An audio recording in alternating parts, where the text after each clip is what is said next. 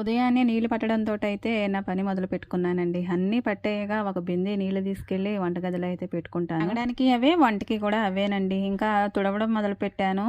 ఏరియాని బట్టి అంటారు కదండీ! మేమైతే వాకిలి తుడుచుకోవడము అంటాము. ఇంకా రోడ్డు అయితే ఆ చివరి నుంచి ఈ చివరి వరకు మొత్తం అంతా కూడా నీట్‌గా ఊడ్చేస్తామండి పొద్దున్న, సాయంత్రము కూడా. ఇంకా తర్వాత అయితే కల్లాపు చిమ్ముతున్నాను. నేను ఇలా రోడ్డు ఊడ్చి కల్లాపు చిమ్మే టైంలో బయట ఎవరన్నా ఉన్నారేమో అని వీడియో తీసుకోవడానికి ఒక్కటే భయపడుతూ ఉంటానండి. వరల్డ్ మొత్తం చూసినా పర్వాలేదు కానీ ఇంటి పక్కోళ్ళు అటు సైడ్ ఇటు సైడ్ వాళ్ళు చూస్తారని ఒకటే భయం అన్నమాట. అదేమిటో దీని మాయండి. ఇది పాత అలవాటైనా సరే ప్రతి ఉదయం ఒక కొత్త ఉత్తేజాన్ని కలిగిస్తుంది. ఈ టీ తాగందే ఉదయం గడవనే గడవదండి. ఇంకా నైట్ అన్నం పిల్లలకి సరిపడా పులిహోర అవుతుందనేసి దాన్ని నిమ్మకాయతోటి కలిపేసి కొద్దిగా పసుపుతోటి ఇలా తాలింపు అయితే వేసేసాను. వేరుశెనగ గుళ్ళు అయితే కొద్దిగా ఎక్కువే వేస్తానండి. నిమ్మకాయ పులుపుకి ఈ వేరుశెనగ గుండు పంట కింద పడితే సూపర్ టేస్ట్ అండి. ఇంకా చికెన్ ఫ్రై అయితే నైట్ ఉన్నది, దాని కాంబినేషన్ ఇంకా బాగుంటుంది. పిల్లలకైతే దాంతో వడ్డించేసాను. ఇంకా అన్నం అయితే ఒక పక్కన ఉడుకుతూ ఉంది పొయ్యి మీద.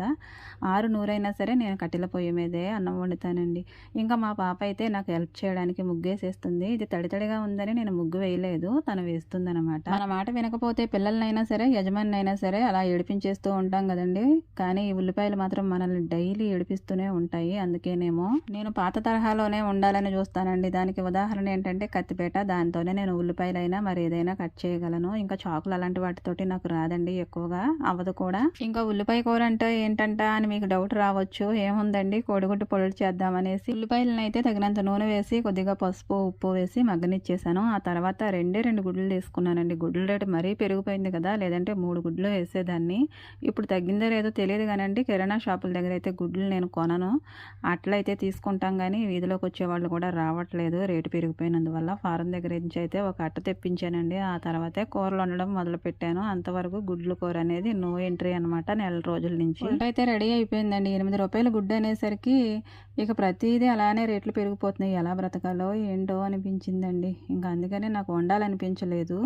ఇంకా పిల్లలైతే రెడీ అయిపోయారు. జళ్ళ వేసేసాను. పువ్వులు అలా సైడ్కి పెడితే 2 జళ్ళల్లో ఒక పక్కన నాకు చాలా ఇష్టం అండి. వాళ్ళేమో బాయ్ చెప్పేసి బయలుదేరిపోయారు. ఇంకా ఇడ్లీలు వేసిన పిండిలో కొంచెం అయితే మిగిలితే అది ఫ్రిడ్జ్లో పెట్టుంచాను మామయ్య గారికి అట్టేసిద్దామనేసి. మూకుడైతే బాగా కాలిన తర్వాత ఆయిల్ సరిపడా వేసి ఇలా అట్లాగా వేసుకుంటే చాలా చాలా బాగుంటుందండి. ఇడ్లీ పిండితో నేను ఇలా 2 రకాల టిఫిన్లు అయితే చేస్తూ ఉంటానండి. వేడి నీళ్ళు అయితే బాగా కాచిన తర్వాత అందులో సర్పో సోడా వేసేసి ఇలా బెడ్షీట్లు కానీ దుప్పట్లు కానీ పెడుతూ ఉంటాను. రోజుకొకటి మాత్రమే ఉతకగలను, బరువు ఎక్కువ కదండి దుప్పటి.